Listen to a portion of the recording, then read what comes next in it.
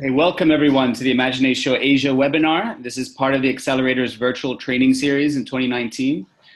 It's great to see interest from portfolio companies from across our programs interested in the session and registering. Today, we are fortunate to have with us Zhikang Fu, IP Strategist with IPOS International. IPOS International is a subsidiary of the Intellectual Property Office of Singapore. They have over 100 IP experts on staff. They support a full range of clients on IP strategy, patent search, and IP training. And they work with everybody from tech startups to PUB. In addition, I'm going to let Zhikang kind of share more about his background, but he previously worked with the National Research Foundation in Singapore and has extensive experience on transnational IP issues, representing Singapore in ASEAN IP policy and program development, including a stint, I believe, helping Singapore companies protect their IP as they venture into Cambodia.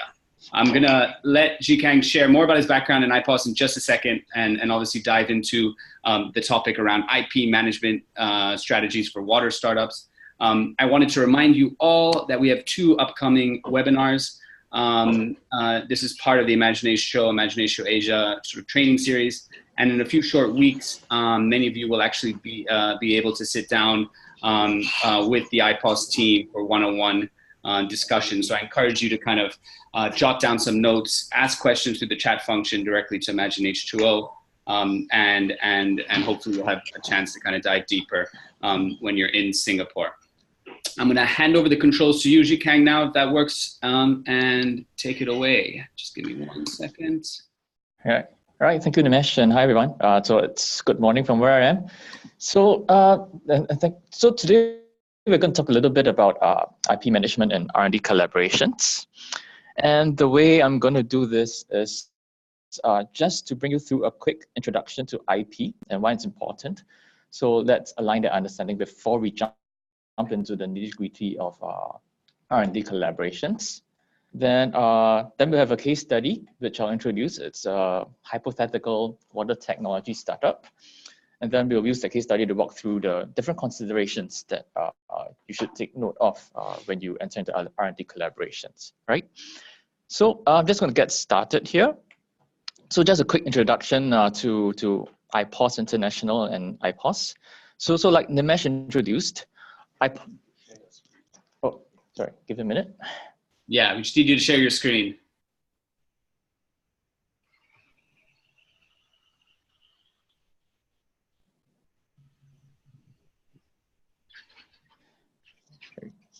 Sorry, just sharing my screen here. Give me a minute.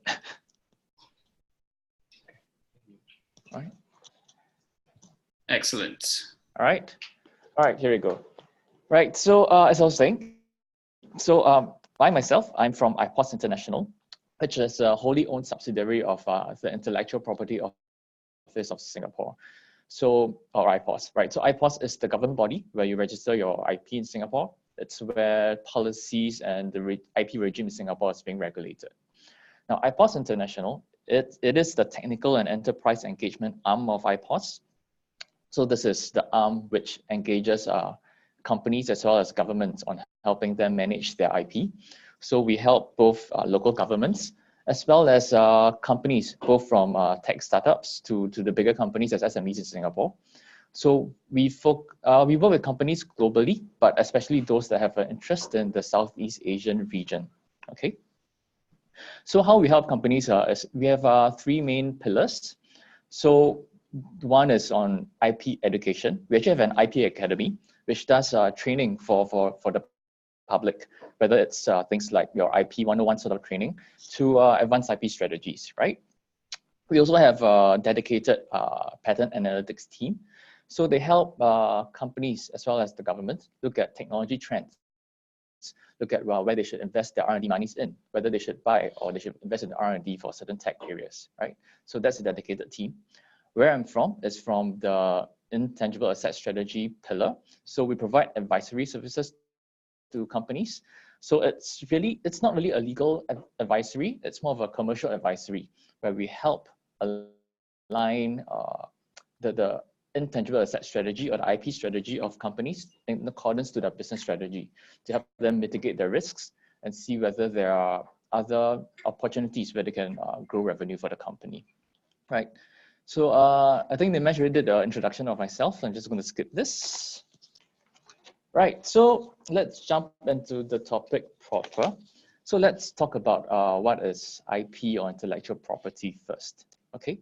So IP essentially is just any creation of the human mind by the broadest definition of IP, right? So it can be an idea, it can be an invention, but when you just have an idea alone, it actually cannot be protected as IP, right? So when you have expressed the idea in certain form, when you reduced it to practice, that's when the government gives you certain rights to your IP, and that's when IP rights arises, and that's where you get to protect your IP, right? So when IP is protected by law, it gives rise to IP rights. It essentially means you get exclusive use of IP for a specific period of time. So what you see on the screen are sort of like the main categories of IP, right? So I'm going to start from the left. So for example, if you have an invention, right? You have a new functional product or a new process, you can protect that very well with a patent, right? So the IP right you get is a patent. So if you see the bicycle there, it's actually what you call a product patent, where the bicycle actually pumps water through a water filter, so you get filtered water after riding on the bicycle. So that's an example of a product patent. You can get a process patent as well. So if you look at the bottom, so that's actually, if you look at the patent itself, it's a process for forming a water filtration membrane using polymeric vesicles, right? So inventions and patents, they protect functions, okay? Another category is copyright, which protects things like your literary works, your artistic works, dramatic works, and musical works. But for technology startups, what you're really looking at is more, what you're really looking at is, sorry, give me a minute. There's a bit of feedback. What you're looking at is really your literary works. So literary works protect things like your novels, what's being written, but it also protects things like your software code. So that's, it can be quite important for a company. Artistic works can be relevant as well. So typically it protects things like your paintings, like your Mona Lisa, but it can extend to protection to drawings like your technical drawings. So that's protected by copyright as well. Then you have trademarks, which is the most well-known. So you have things like you protect your logo, whether it's the name of the company itself, or you have logo marks that can be protected by trademarks. And then you have industrial designs, which protects the outward appearance of a product or the aesthetics of a product. So in some countries, it's known as design patents. In some countries, it's known as industrial design. In some countries, in Singapore, we call it registered designs, but it protects the same area, which is the outward appearance of a particular product. So patents, they protect the function. Industrial designs or registered designs, it protects the appearance. So the example I have here, that's the jug you see is actually a water purifier. So the registered design actually protects how the water purifier looks. And it can even extend to things like your graphical user interface of a PC or a phone, right? So the user interface, you can actually register a design to protect how it looks. So then the last category, which is sometimes a bit more neglected because you can't actually register it, that is confidential information. So essentially, it's any commercially valuable information that you keep secret within your company. So a good example would be the recipe for Coca-Cola or the secret herbs and spices for KFC, right? So those are very valuable confidential information. Okay, so you may have heard me use the words IP and intangible assets quite interchangeably, and I'm going to do that for the rest of the webinar as well. But is there a real difference between the two, right? So those of you from a more technical legal background, you will be more familiar with the term intellectual property. For those of you from a more financial accounting background, you'll be more familiar with the term intangible assets. But what is the real difference, right? So IP is very traditionally a legal concept. So typically when someone approaches a business owner and say, oh, maybe you should file a patent about this, or maybe you should think about registered designs, the business owner typically say, oh, why don't you talk to my lawyer, my patent attorney, my patent agent, right? So that's typically the mindset that a lot of people have, that IP is a legal tool and a legal concept. But as we move into technology startups, we move more into a knowledge-based economy, IP is actually becoming more and more of a commercial asset. And that is why we use the term intangible assets to give that commercial view to IP. So what do we mean by that? So if I take the example of trademarks. So trademark in itself is a legal tool. It allows you to stop others from using the trademark you registered. But we don't just want to talk about trademarks. We want to talk about the brand of the company. How do you accrue goodwill of what you're doing into the brand? How do you use your brand to launch a new product in the market? How do you use your brand to launch products in new markets? So the brand itself is a very valuable commercial asset. And it sort of expands the view beyond what we consider the traditional IP types. So for example, regulatory approvals. That's traditionally not considered your IP. But regulatory approval is one very important intangible asset if you get them. So imagine if you have two companies that have very similar technologies, but one has regulatory approval to deploy, implement, and the other doesn't.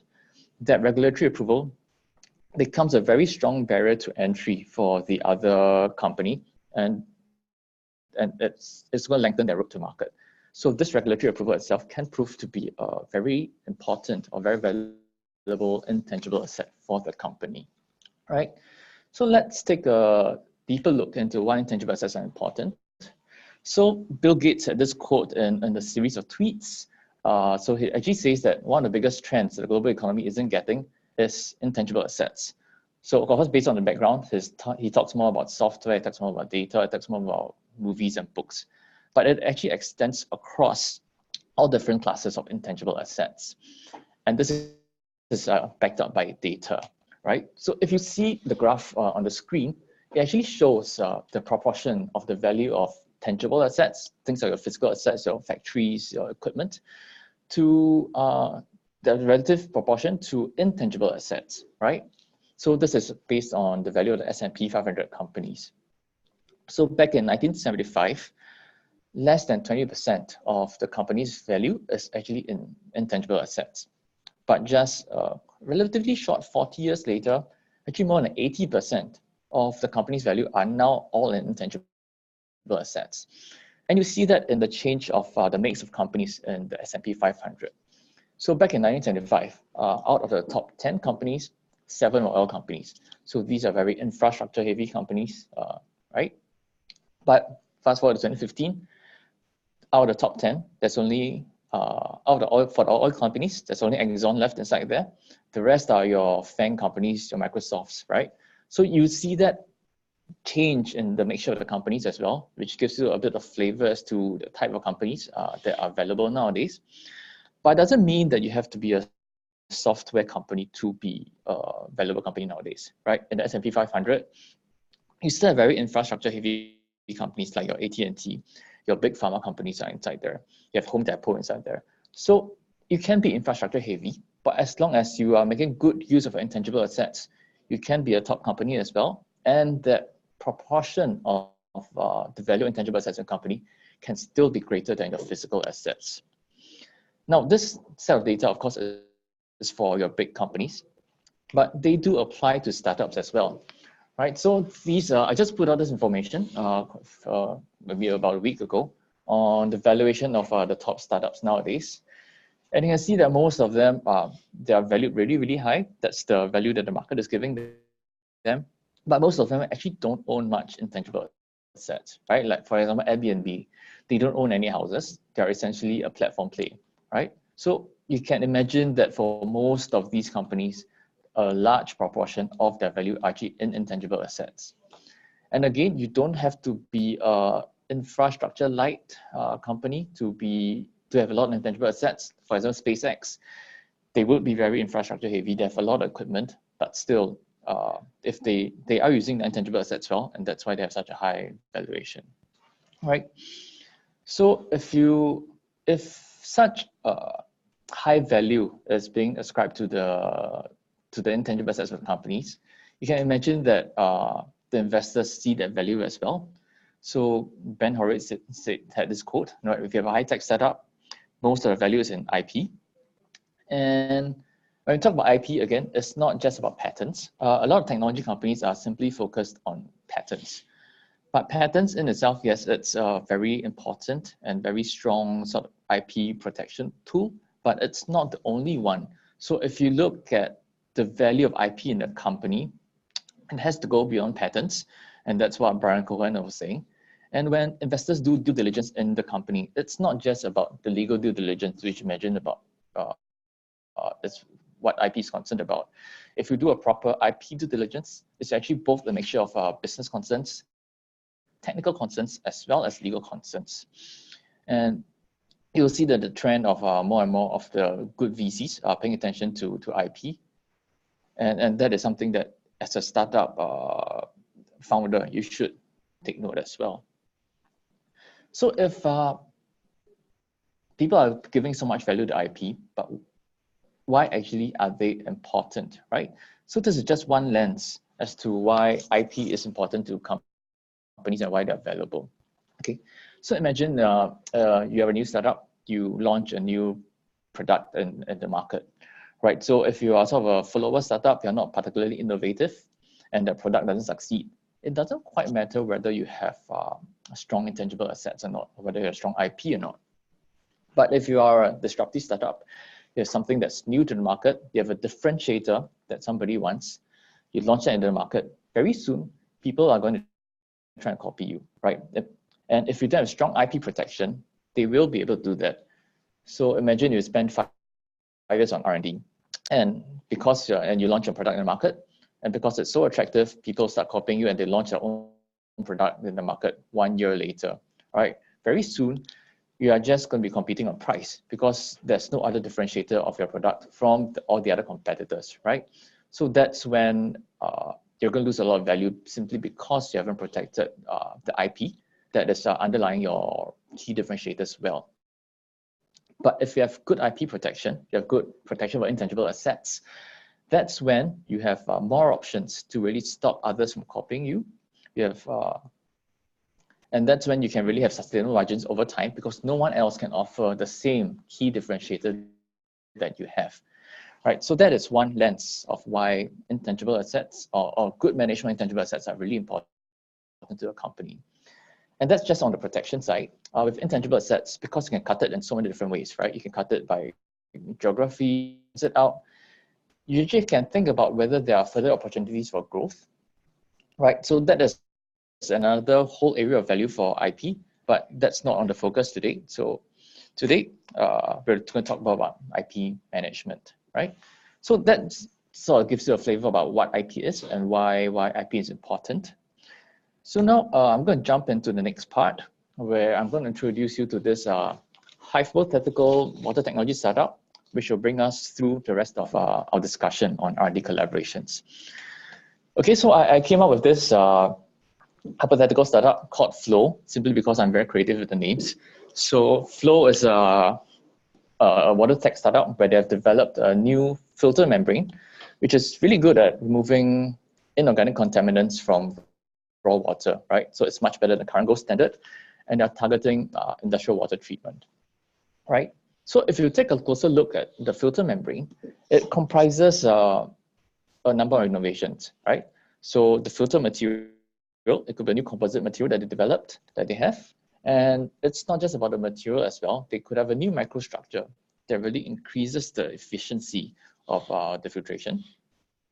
And of course, they might have a manufacturing process to manufacture the filter material, right? So this is the hypothetical startup that we're going to talk about. So let's take a look at what are some of the intangible assets that they might have. Okay, so a lot of startups that we work with, they tell us, actually, I don't have much IP. There's nothing much to manage at this time. But very commonly, that is not true.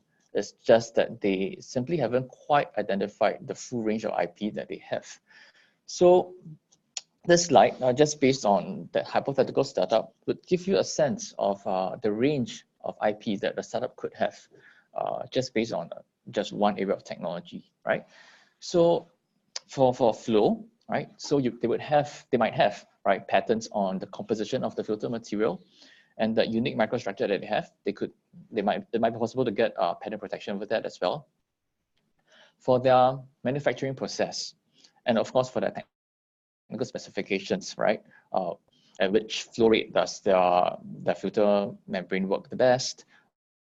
What's the concentration of contaminants that it works best with? So all those can be well kept as trade secrets that they keep to themselves.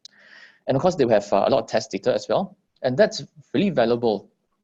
For example, when they need to get approvals to test bid, when they want to work with someone else to again, test bid the technology. So compared to another startup which have much less data, this data will give them better access in terms of going to the market, right? So relationships are an important intangible asset as well. They might have scientific advisors, right, advising them on really the science and technology of the filter material. But they could also have access to key opinion leaders. This could be industry experts. This could be professors in the school or in the university, which can really help them talk to perhaps the water filtration plants and influence them to say that this is a good technology. You should be looking at this. You should be implementing this, right? Compared to another startup who doesn't have that sort of access to such key opinion leaders, this startup will be able to get to market a lot more quickly, right? Then of course, there's the brand of the trademark, right? So Flow. And if they have managed to do some manufacturing, if they have GMP sort of certification, that would be a valuable intangible asset as well, okay? So this just gives you an overview of the different intangible assets that this Flow startup could have, right? So then now let's take a look at the possible technical collaborations or R&D collaborations that this startup would need to get to market, right?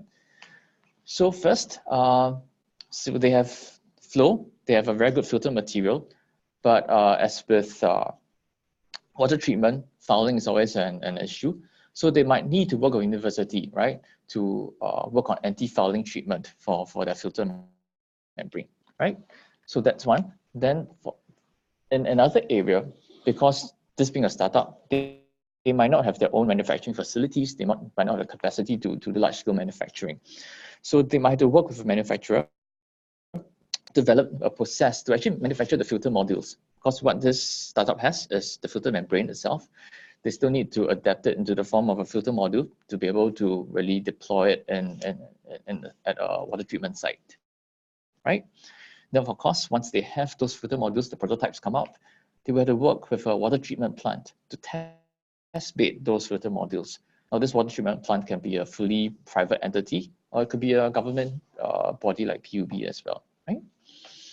So I will go one by one into some of the considerations of these different collaborations. So this should give you a sense of some of the considerations that you should look out for as you enter into these collaborations. So let's start with the university or the research institute. Okay, so now we have the university and Flow, right? So when they first start collaborating, they might have a research collaboration agreement. So it could be, say, a 2-year term or 3-year term where they develop that new IP to help treat the filter membrane to give it anti-fouling properties. And at the end of the collaboration, Flow might need to get a license from the university to use the IP, right?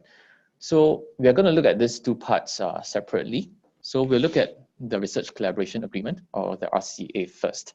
Some of the considerations that we should look at as the company sets up that RCA with the university. So let's take a look at the background IP first. So the university, because Flow wants to work with them, right? So the university might have a panel of nanoparticles that might be suitable for anti-fouling. So that's what they are putting into the collaboration. Then for Flow, of course, then they have the filter material and the technical specs of their filter material and how it works. And that's, so both parties are putting different things into the collaboration. So are there any things that you need to watch out for here, right? So commonly, if you enter the collaboration and both parties are putting IP into the collaboration, that is why we know that's what we call background IP, right?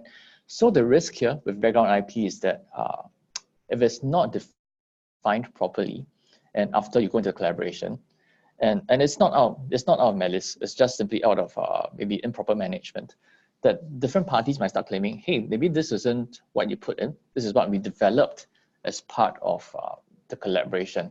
That's when new IP that's created and background IP gets confused.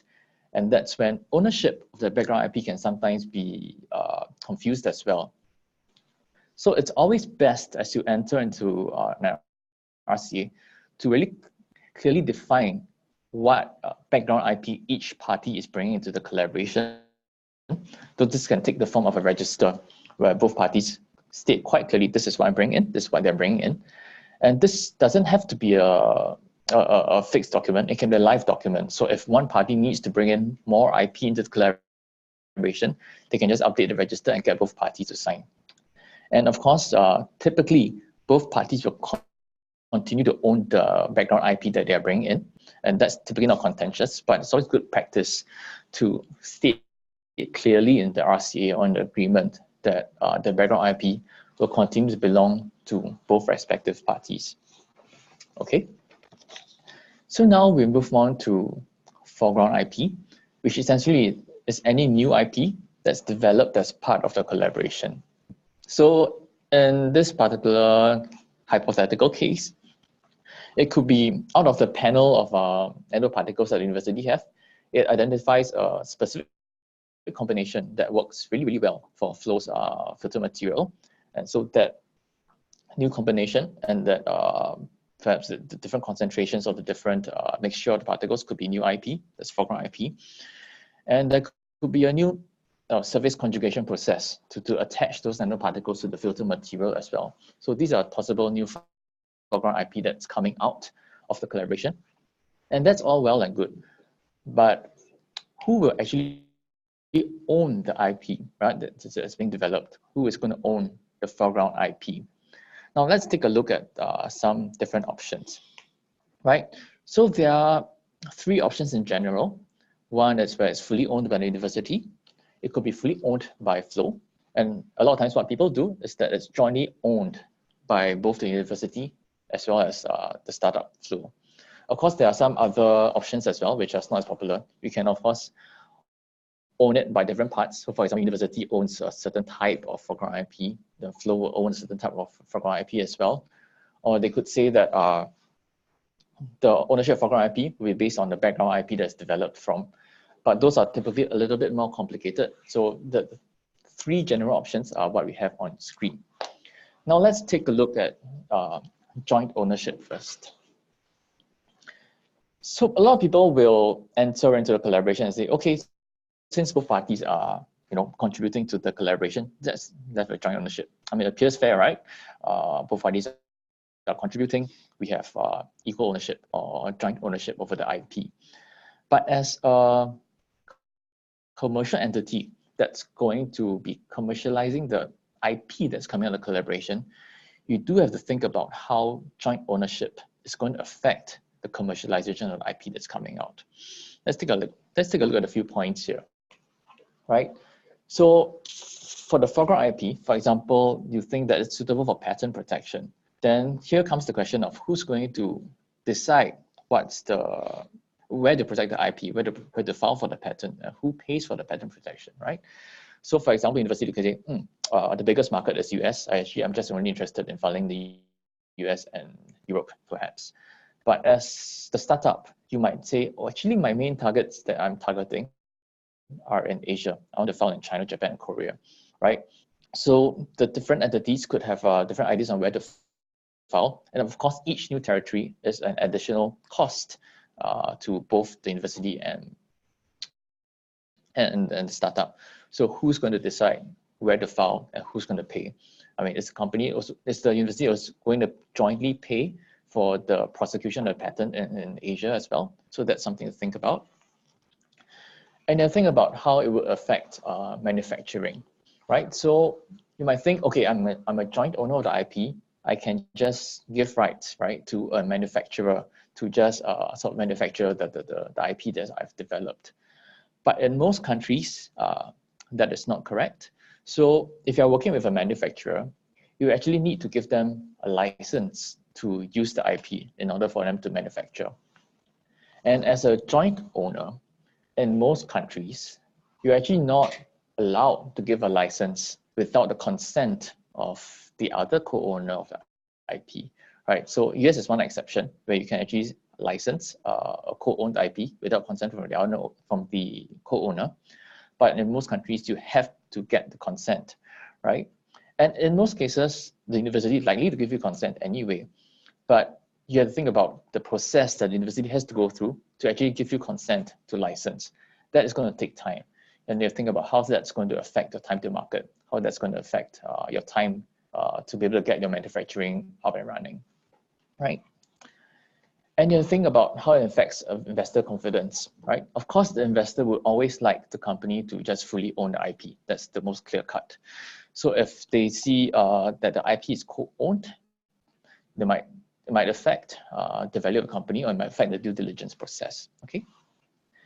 And on enforcement, that's further downstream. So if comes a point where you actually find that a third party is infringing on the IP that you've developed with the university, right? Who is going to take the lead in enforcing or stopping that alleged infringer from using your IP? Who is going to send a cease and desist letter, right? And in most jurisdictions, if you actually enter into litigation, you actually need both co-owners to enter into the litigation itself, right? And I think it'll be quite hard, really, if you want to try and get the university dragged into litigation to really stop someone else from using the IP, right? That's not a very attractive proposition for them, simply because they don't have a lot of commercial interest in the IP, right? So from a commercial perspective, so to joint ownership can sound fair, but we typically don't encourage it unless the rights to the joint IP are very clearly stated and very clearly demarcated upfront, right? So now let's take a look at another option where it's just fully owned by Flow itself, right? Of course, this would be ideal for Flow, but would the university actually agree to this sort of arrangement, right? So let's take a few points for consideration. So as part of the collaboration, the university will have had inventive contribution to the foreground IP, right? So they actually have a right to be named as inventors. They probably would want to argue that they should have some ownership of the IP.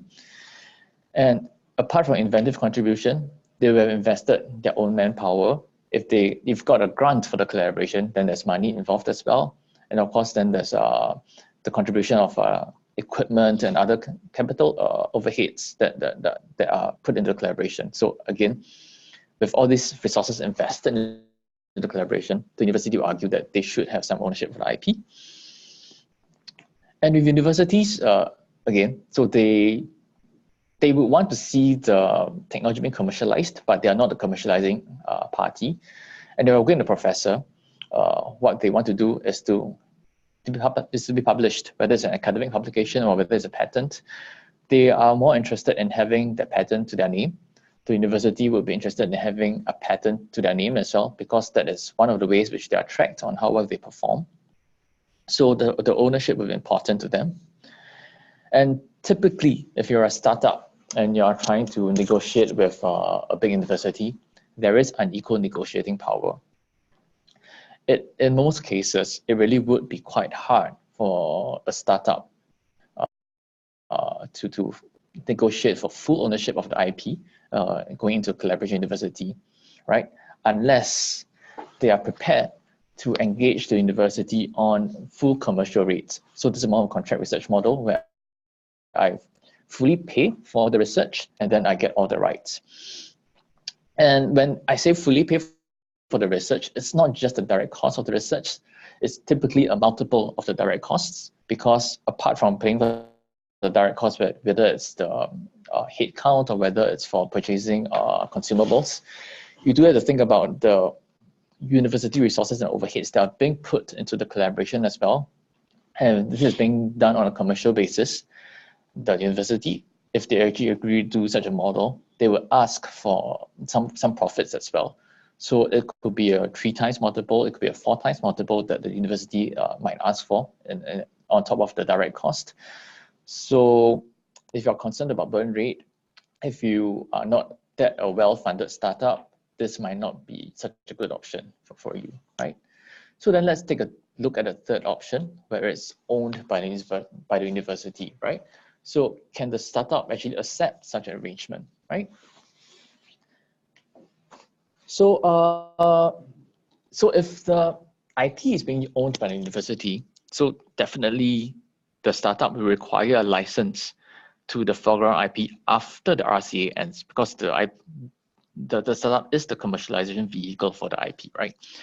So you have to think about whether the RCA includes a right of first refusal, and I'm going to talk about this a bit more later on. But right of first refusal simply is or obliges the university to first offer a license to the startup before anybody else, right? And whether the license that that's talked about, whether in RCA, whether it's going to be an exclusive license where only the startup gets to use the IP, right? Or sole license, where both the university as well as the startup gets to use the IP, or is it on a non-exclusive basis, right? And of course, if you are trying to bring the technology to the market, you would want an exclusive basis because you don't want other competitors coming in to license the technology. But if you do get an exclusive license and there is a first right of refusal, technically it does give the startup sufficient rights to use the IP and to commercialize, right? And it could come at a lower cost as well. And the other thing about, so you need to license the foreground IP. So maybe let's go back to the example of having that new panel of nanoparticles for anti-fouling, right? So there's a new combination that's developed as part of the foreground IP, but if it actually relies on the background IP, you might need to license that background IP as well in order to practice or to work that invention. So even if the startup owns the foreground IP, it might still need a license to the background IP from university in order to practice that invention, right? So in this case, actually an exclusive license to the foreground IP and perhaps to the background IP as well can provide the necessary commercial rights that Flow or the startup needs, right? But typically, investors still won't like this arrangement very much because in a way, you're still beholden to the owner of the IP, which is the university, right? But so there are some universities have started this practice where because they're unsure whether you are able to commercialize the IP, whether the licensee can commercialize the IP, they'll start off with a license. So again, the university interest is not just profit per se. What they really want is to see that the technology is successfully commercialized.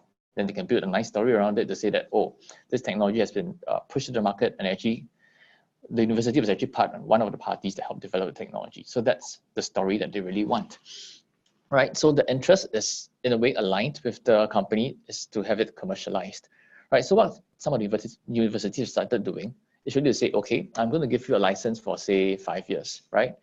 And if you really reach a certain milestone in commercialization, I'm going to assign the IP to you, right? Of course, that might come with a fee. It might not come with a fee depending on the model that the license is on. It could be an equity model, it could be a royalty model. But the universities, some of them are actually amenable to converting the license into an assignment. And that should give some assurance to the investors that are looking to invest into your startup. Okay. So now let's jump a little bit deeper into the right of first refusal. So as I shared just now, so the right of first refusal is the university having an obligation to offer a license to the foreground IP to Flow first before any third party, right? But is such a right in itself sufficient, right? So this obligation, so it has different meanings in different jurisdictions, but without going into details, it simply obliges the university to enter into a negotiation with the startup or the RCA partner to negotiate for a license, right? So in this case, the the university is in a very good position already because they own the IP. But for the startup, what you have is simply an option to negotiate, right? So it doesn't quite take care of the commercial considerations of the startup. And so what we usually recommend is that the startups to have in the RCA actually an indicative term sheet of the commercial terms of the university, that the university is willing to license the IP to the startup. So it doesn't have to be a final term sheet. It can just be an indicative one, and then they have terms to say like, okay, the university shall license this particular set of IP to the startup at terms no less favorable than what's in the indicative term sheet, right? So typically, the universities will be quite reluctant to give such a term sheet simply because they don't know at the start of the RCA what the IP that's going to be, what's the foreground IP that's going to be developed, right? But as the startup, you're the one taking the commercial risk. You do want to take care of your commercial interest. So even if the term sheet that's given eventually is not that great, but if the calculations show that it's commercially viable for you to take a term sheet, you can always have a negotiation after the RCA ends to get lower rates or better terms. But at least you know that the highest terms that the university can go is commercially viable to you. So that gives you a lot more assurance in the commercialization of the foreground IP that's coming out of the research collaboration. Okay. So, but if really the university that you're talking to, that you are planning to enter RCA into, they really are giving very harsh terms, don't be trapped into the thinking that that's the only university that you can work with. Especially in smaller countries like Singapore, a lot of startups feel that they have to work with that one or two universities that are around. But really, there are other options for you out there, even if they're overseas. So if you think that the terms are really not acceptable to you as a startup, do patent data as one source of information that you can use to identify other potential collaborators. There could be other companies, universities, just individual inventors out there with similar technologies, with similar capabilities.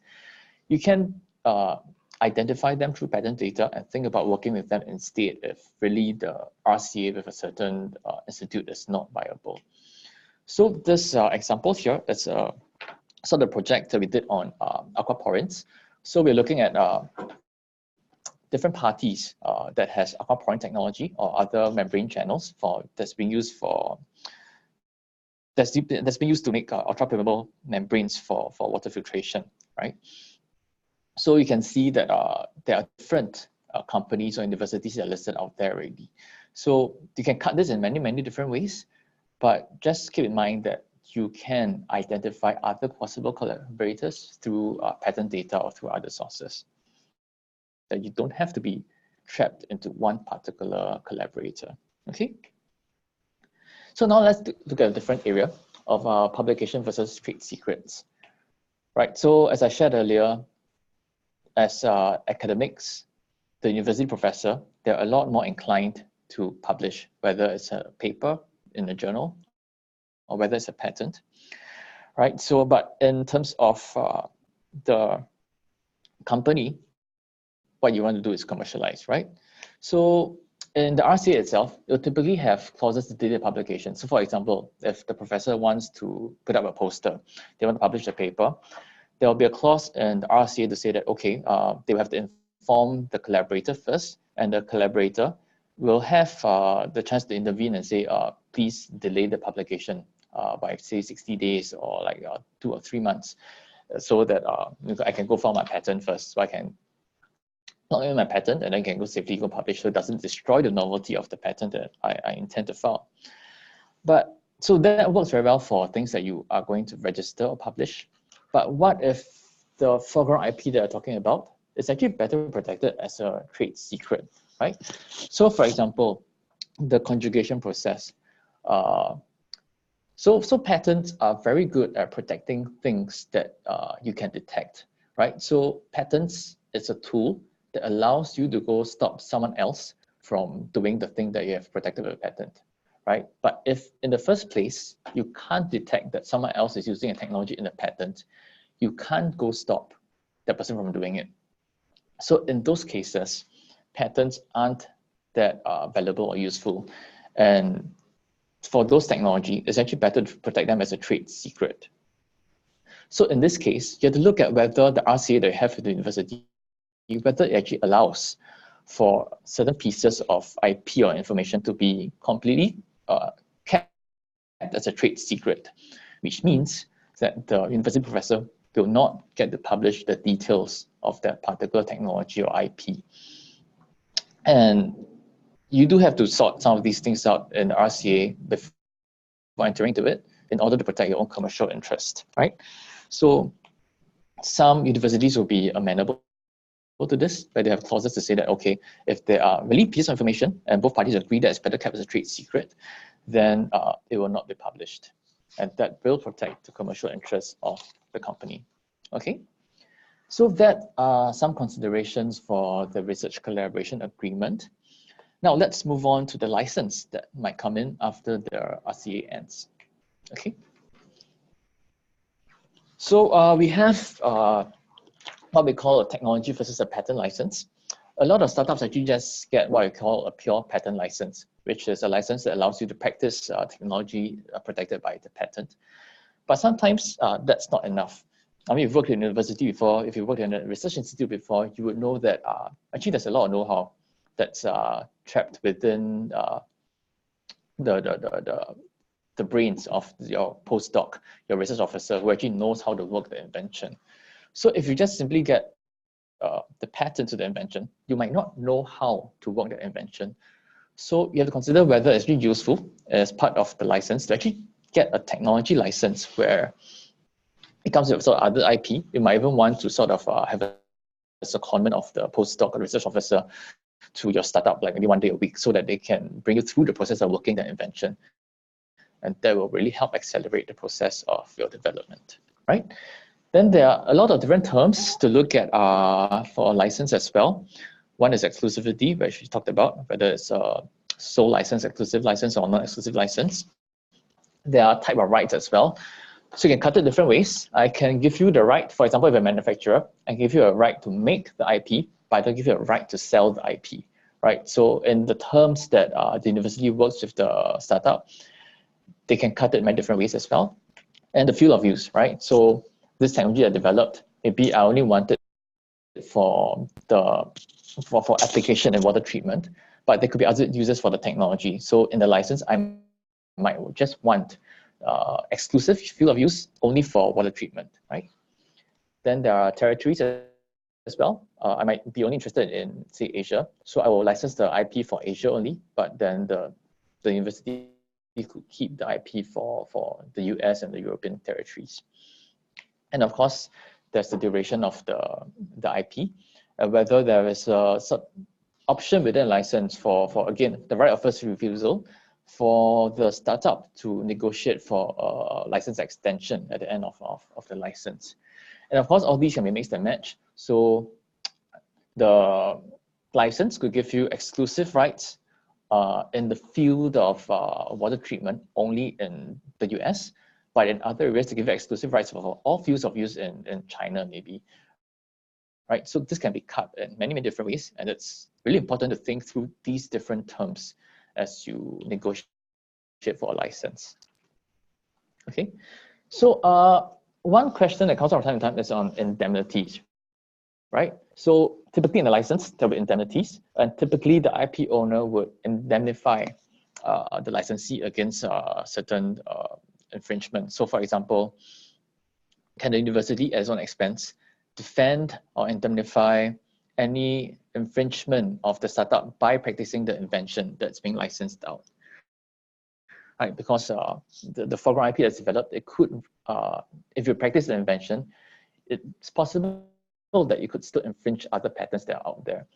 Right, so if it's in a commercial collaboration, it's good practice to try and get that indemnification. But in working universities, a lot of times they're simply not set up. They don't have the correct structure, they don't have the correct policies to provide companies with that sort of indemnification. And it'll be really hard pressed to try and get the sort of indemnification from the university. So then if the university can't provide the indemnification, what the company or the licensee will need to do then is really to get your freedom to operate clearance before actually working the invention in the market, right? This is really to safeguard the interests of the company. Okay, then let's look at the scope of protection of the licensed patents or patent from the university, right? So we look at whether the licensed patent actually protects the products. Why do we say so, right? So when you first file for the patent application, the scope can be really broad and you think that's really good. But when you prosecute the patent over time, the scope can get narrowed. And it might get narrowed to the point where it might not be that useful for the company anymore, or it doesn't really quite protect what you're putting into the market. Same, if you're going to continue developmental work for the technology, many times when startups pivot or they do more developmental work, the technology actually changes and the patents that were filed initially actually doesn't quite cover what you're doing anymore. So in both of these cases, you do want to review whether the patents you're licensing in continues to be useful to the company, whether it continues to provide the necessary protection for the product they're going to launch in the market. So if you find that really the protection scope isn't that great anymore, you might want to think about just cutting the license and try and save some money that you can use it for other purposes in the startup. Okay, so that's for the collaboration with the university. Now let's take a look at the manufacturer, right? So we are in with the manufacturer, we are in a pure contract manufacturing sort of model. So where Flow provides a fee to the manufacturer, and the manufacturer would do some R&D and deploy the manufacturing process back to Flow, and of course the prototypes of the filter modules that would pass back to Flow. Right. So let's take a look at IP ownership. So the manufacturer might develop techniques to form.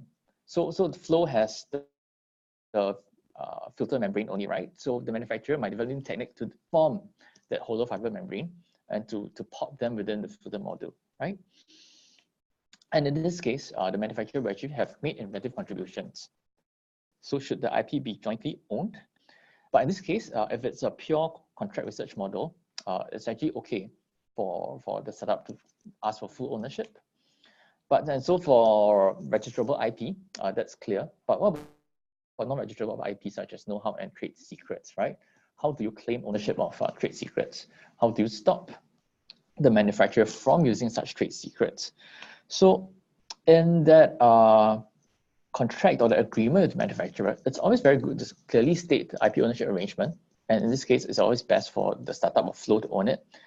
And also to restrict the manufacturer from using all IP developed as part of the contract, whether it's patents, whether it's trade secrets, to within the agreement or the scope of the work that they agreed with Flow, and not for any other use, so that they can't use it with any other third parties, right?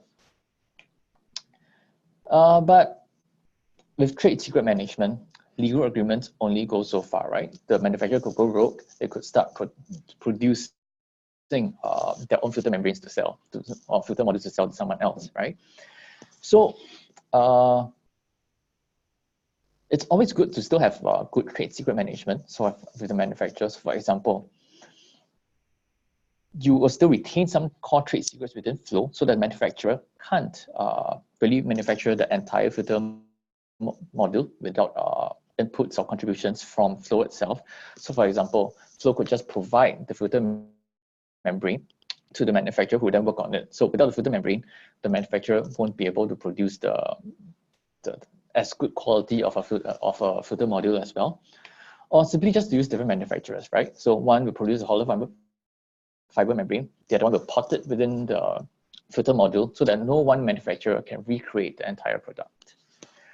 Right, so for trade secrets, really legal agreements is one thing, but good management is really the most important, because the remedies for trade secret leakage typically is never enough to cover the damages that arises from trade secret leakage. Okay, so now we come to the water treatment plant, where Flow might want to deploy their filter modules in, there might be some sort of payment to the water treatment plant, depending on the type of arrangement. And in return, the water treatment plant will give test data back. They'll give user feedback. They will let the flow use the facilities, right? So now, again, let's take a look at IP ownership, right? So the treatment plant would give quite an array of inputs back to flow, right?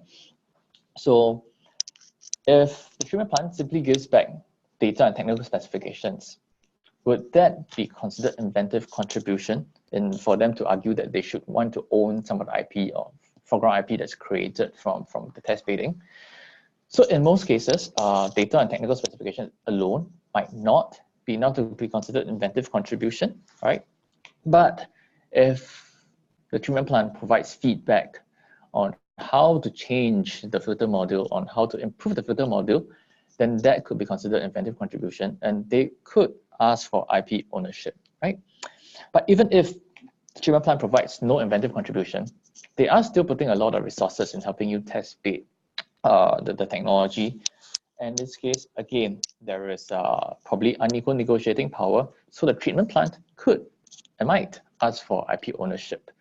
So in this case, of course, joint ownership again is not commercially favorable for Flow.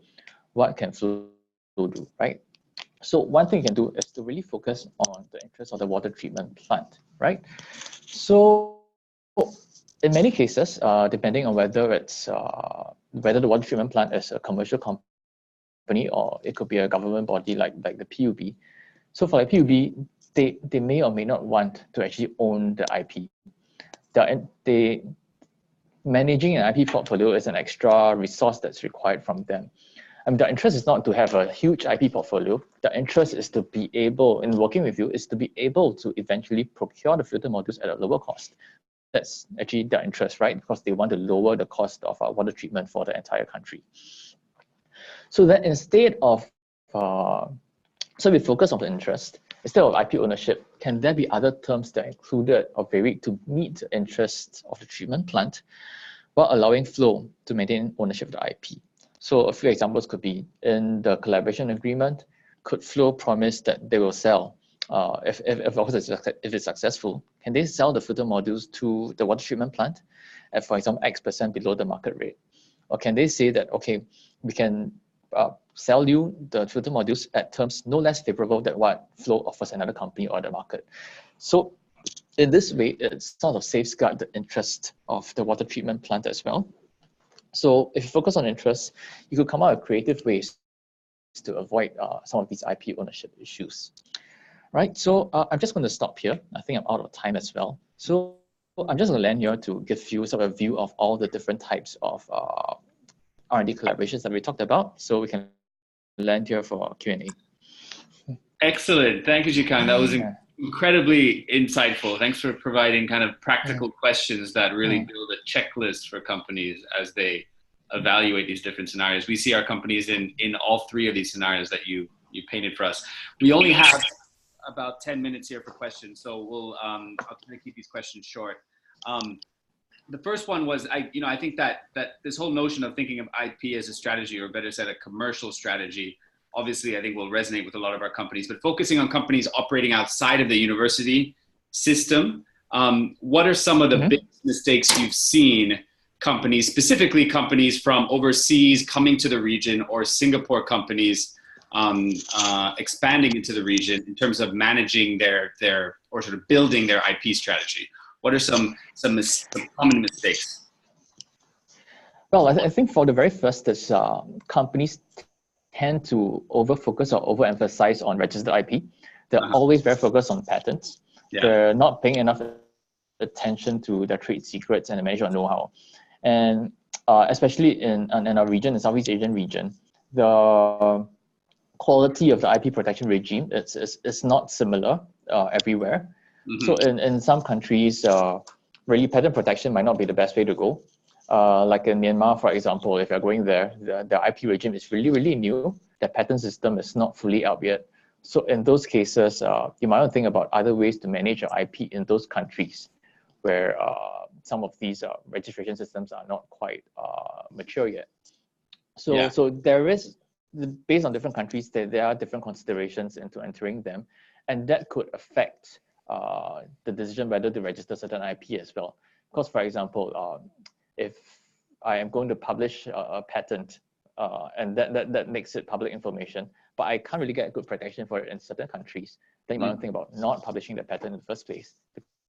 Because if those countries where the IP regime is not that developed is where your main markets are, that's going to represent quite a big loss of value to the company itself. Yeah. Okay, and then sort of related to that on timing, when is the right time to consider IP protection? I ask that because do companies need to have all, they're not going to have all their IP assets protected from the beginning. What have you seen work in practice, particularly through the regional lens? Maybe it's about sort of that trade secrets model that you described there, but can you share some insight there? So in terms of protection, in terms of registration and filing, so for patents, typically it's as early as possible, because especially if you're in a very competitive space, you're always concerned that someone else could be working on the same invention and they filed it before you, and that would sort of destroy the novelty of your patent invention, right? But with patents, there is an 18-month publication, so it's still kept secret for 18 months. Before it's published. So if you find that, okay, I felt too early, I don't want it to be published yet, I can always let that publication, I can always withdraw that application before it's published, and that will remain as a trade secret. That's more on the patent side. By looking at trademarks, typically, unless you're really, really well known, or you're very sure that entering a certain market already, there is no need to register your trademark that early. Anyway, for most startups, the brands might not have that much value yet. So a rule of thumb, 6 months before you enter a market, that should be sufficient time, unless you really suspect that someone might want to sit on your trademark. And for trade secrets, now that's a great thing, is you don't have to register your trade secrets. You just keep it as a secret and manage it as a trade secret. So there is no timing for that. Great. And so I mean, obviously this is case by case too, but in terms of building an effective IP strategy with limited funding, particularly for companies that are early stage but expanding to different regions, what should your non-negotiables be? And I think it obviously will vary on the IP sort of structure, but if we're talking about Singapore specifically, what should those companies not sacrifice? And is it just simply a good IP lawyer to do kind of a health check before they enter a new market? What do you recommend in terms of practical steps for a new startup to the region? Right. I think you're absolutely right. So for startups, there's always restrictions with funding. I mean, you don't want your burn rate to be too high, and really, you don't want to be spending that much money on IP right from the start when you should be focusing on a customer validation and the technology development itself. So a lot of what we do with companies is then to help them identify the key IP that underlies their key differentiators. Because it's not about protecting all the IP that you have, it's about protecting the key ones first. Anyway, as the technology develops, it might change, it might pivot, it might evolve. So the earlier protection might not make that much sense as well. So it's really identifying those pieces of IP that really provides the most value to you. And protecting those. And a lot of times, it might not be a patent. It simply just might be trade secrets, and trade secrets are a really more cost-effective way of protecting things at the start for startup companies. And of course, then if you are getting a license, then the terms of the license then comes into play. So if I can go back fast enough, so these terms, of course, the more rights they ask for, the higher cost is going to be, right? So if based on a business plan, you don't need all the rights that are here, then go for a smaller scope of rights, and that's going to save you some cost as well. Okay, great. And maybe two final questions here. And this is we could have an entire session dedicated to this, but in terms of, just to give you some context, obviously it sounds like you are well versed in kind of the water sector, but a lot of our companies that are actively exploring opportunities in the region are negotiating pilots, right, with industrial, or in some cases municipal end users, in some cases even PUB. Can you share a little bit more on that? You provided some insights on overcoming those potential pressures, but even if it's just a practical steps to negotiate the right pilot agreement? Is it related to how you structure the NDAs? Is it just having a third party sort of independent lawyer review the material? How do they make sure those early pilot agreements protect their interests? So I think it's always important to have a lawyer review that final commercial agreement. But I mean, depending on how good the lawyer is, some lawyers might just look at the legal language to make sure you're protected, but they don't quite look at the commercial terms that's needed by the company, because a lawyer looks at the legal side of things, right? They don't help the company make commercial decisions. The company has to decide what are the commercial terms that they need. So it might not be an NDA. So if they enter into a collaboration or a test bidding, there's a separate agreement for that. So again, for those, you're right. So it's on a case-by-case basis. But even if it slows down the negotiations a bit, but I think the company should be quite clear about what are the commercial terms they need entering into the negotiation, right? And some of the rights that they need. Of course, again, because there's no specific case here, but I would really say just focus on the interest, right? If the find out what the interest of the water treatment plan is, whether it's commercial or whether it's just to get a lower cost of water treatment for the country. So from there, you can probably come with creative solutions to overcome some of the typical hurdles in such negotiations. Yeah, and this certainly underscores your message in the beginning of thinking about IP through the commercial lens. Okay, just quickly on two final questions here related. One is the Singapore advantage and one is the regional dimension. So the Singapore advantage, have you seen what's your take on the opportunities in Singapore to kind of house your IP assets and protect your IP assets for regional growth later? Do you think, are those advantages there for an early stage startup? And then on the regional side, what are some of the obvious pitfalls when a company registers in Singapore, an early stage company registers in Singapore and tries to navigate these various diverse IP regimes in the region? What are some ways to overcome those? Where should they go to find information, for example? Right. So let me start Singapore first. So this is not particular to water treatment, water startups or IP in general. But Singapore is simply quite a good place to do business.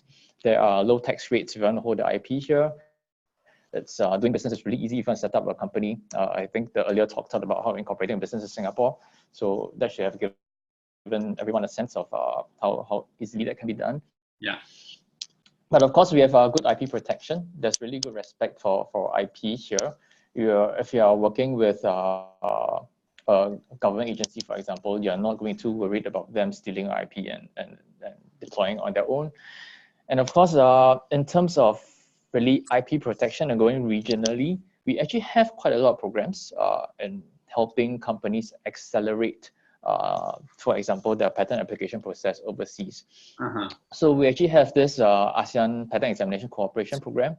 So with a patent examination report from Singapore or from any of the ASEAN IP offices, you can actually accelerate the patent application in the other ASEAN countries.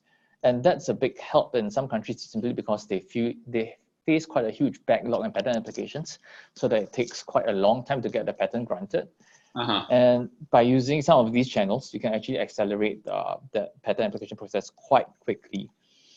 So that's for patents. But if you're looking at, say, trademarks, there could be differences in regimes that the companies might want to take note of. So for the protection is based on the first to use basis, right? But actually, you want to expand to China, that's on the first to file basis. So even if you started using your trademark in China first, but somebody else filed it first, then they would have the right to that particular trademark. So in jurisdictions like China, you might want to think about filing your trademark earlier, right? Okay. And of course, there are differences in data protection regimes. There are differences in trade secret regimes. Like Singapore, we don't have a de novo Trademark Protection Act, but in countries like Thailand, they actually do have one.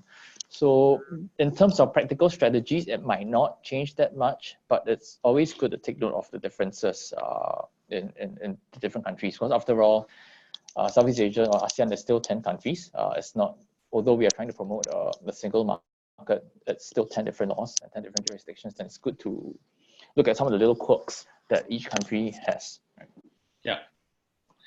Excellent. So we'll stop there. I can't thank you enough for your time. I was struck by how your hypothetical water tech company was actually quite a compelling solution. Obviously, I think it reflects in such a practical example. Obviously, you have experience in the sector. So for all our listeners, a reminder that you'll have a chance for one-on-ones with the entire team at IPOS on November 14th at Switch.